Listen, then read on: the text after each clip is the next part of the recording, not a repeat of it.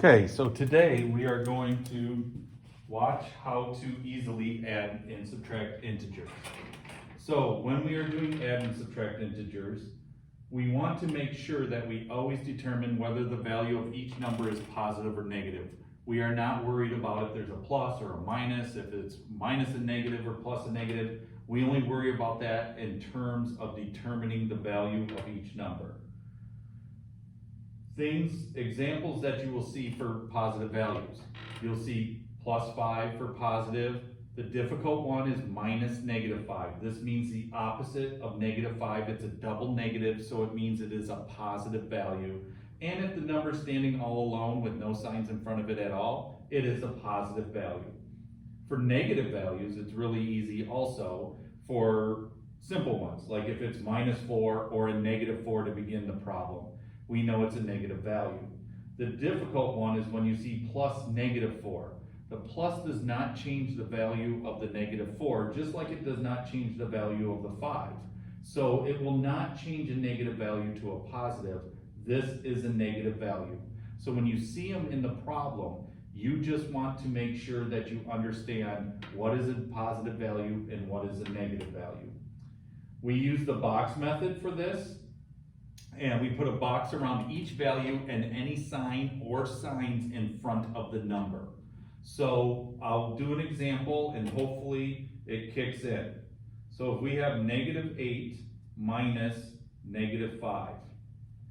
When we're doing this problem, we don't want to worry about am I subtracting, am I adding? We just want to understand, hey, what value is each number? So when I box, I put the sign that's in front and nothing behind. So that minus sign does not go with the 8. I box the negative or the minus with the -5. And then I use my chart, which soon should be memorized, to tell if it's a negative or positive value. So if I look at the 8, this is a -8 value. If I look at the minus -5, that is exactly what this looks like. It just matches the number. It doesn't have to be -5, but because it's minus and negative, this is a positive 5 value. When I look at both of these numbers, they are not the same sign. So they're going to go and cancel each other. One way to illustrate this is I put 8 negatives and I put 5 positives, and it's like a battlefield. They go, and one positive takes out one negative. The negative takes out another positive, and so on. Once I'm done canceling, whatever left is my answer to the problem. So I have 3 negatives left. That is the answer. This is a very useful tool to box when we get to a problem that has more than 2 numbers.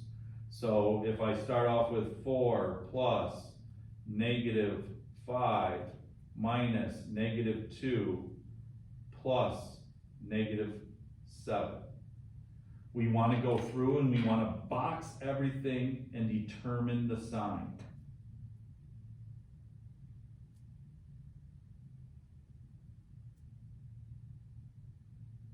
So remember, nothing gets boxed behind it. The sign that's in front stays with the number. The sign that's in front stays with the number. So 4 all by itself is a positive 4 value. Plus -5, that is a -5 value. Minus -2, that is a positive 2 value.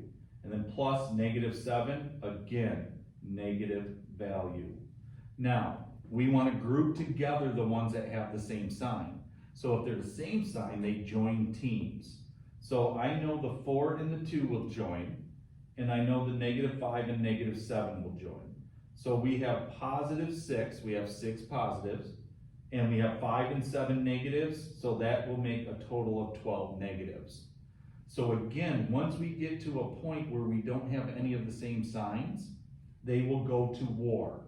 So if they go to battle, 6 positives will take out 6 negatives, but the negatives will win. So we are left with -6 for our answer. The last example is going to be when every sign is the same. And it doesn't matter if all signs are the same, negative or positive. It just matters if they're all the same. If they're all the same, it just takes one step to combine them all. So we go in box to determine our value. Since this is just a -4 to begin with, it's a -4 value. -3, it's just like if I covered it up and said what number's there, you would say -3, so this is a -3 value. And plus -5, the plus doesn't change anything, we have a -5 value. Since all three are the same value or sign, we want to combine them together, they'll join forces, and we have -12, and you're done with the problem. So hopefully, these three examples give you an idea of what we can do to solve integer problems easily.